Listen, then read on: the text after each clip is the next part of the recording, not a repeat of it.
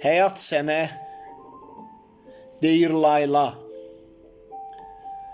Acı, şirin notlarıyla. Sən isə bir bəbək kimi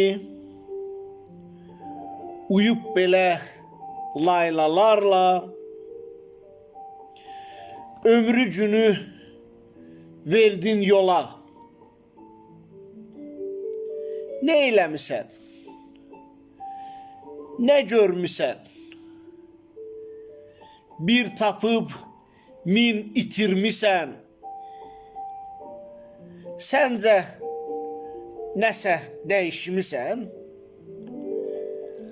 Şirin, acı laylalarla sən ömrünü bitirmisən.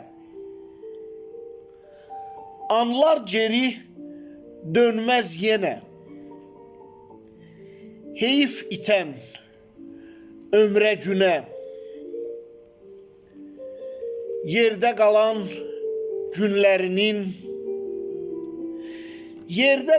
günlərinin sən başına dönə-dönə şükr et fürsət sahibinə. Şükr et fürsət sahibinə.